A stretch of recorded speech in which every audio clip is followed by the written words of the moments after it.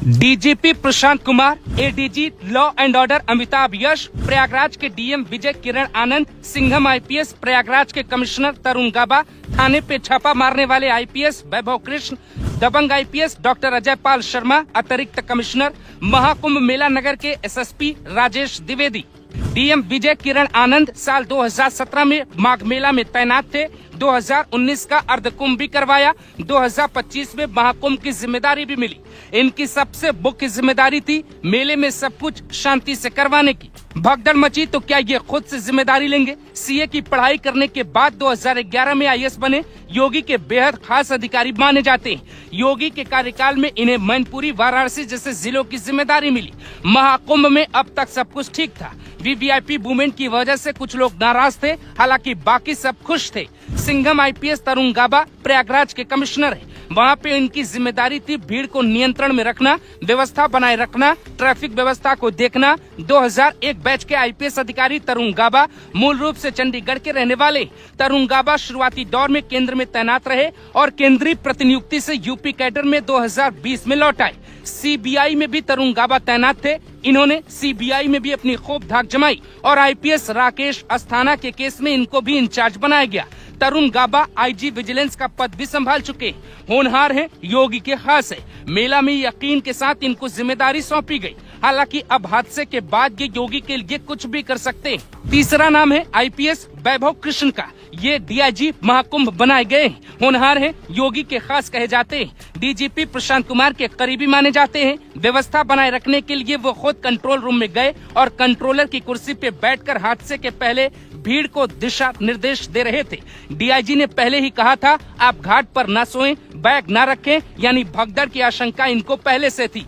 आप सभी लोग अपने अपने स्थान से उठ के गंगा घाटों पे प्रस्थान करें और स्नान करके जल्दी स्नान करके अपने अपने गंतव्यों को प्रस्थान करें। इसीलिए आप घाटों पे रात को ना सोएं, स्नान करें और जल्दी निकलते रहें घाटों से।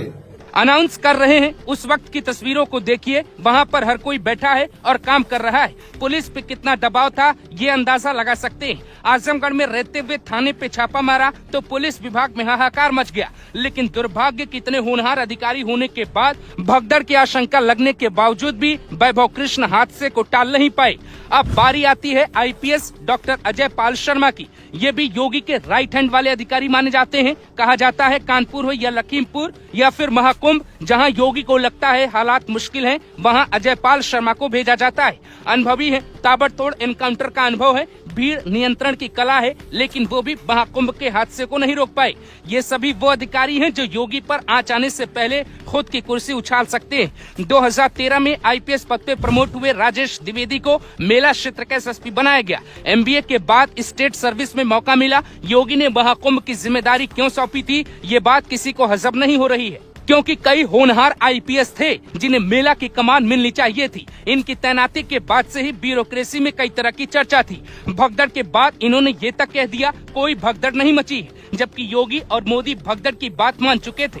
ये सब वो अधिकारी हैं जिनके कंधे पे महाकुंभ की जिम्मेदारी थी। योगी ने अपनी टीम बनाई, ये सब कुछ तय किया योगी के खास अधिकारियों ने। डीजीपी प्रशांत कुमार और अमिताभ यश की सलाह पे मेला में इन अधिकारियों की तैनाती हुई थी। अब बात योगी की कुर्सी तक आ पहुंची। किसकी गलती थी, कौन लापरवाही का जिम्मेदार माना जाएगा, इसकी जांच होनी चाहिए। लेकिन योगी का स्टाइल कहता है अगर कोई अधिकारी गलत पाया गया तो उस पर भी एक्शन तय माना जाएगा, क्योंकि महाकुंभ की कामयाबी पर एक ऐसा दाग लगा है जो योगी के दामन के साथ हरदम जुड़ा रहेगा। घटना के बाद जब योगी मीडिया के सामने आए तो उनका चेहरा देखा जा सकता है। देखकर ऐसा लग रहा था जैसे योगी रो देंगे, क्योंकि पहले महाकुंभ में आग लगना, फिर महाकुंभ में भगदड़ मचना कोई साजिश है या से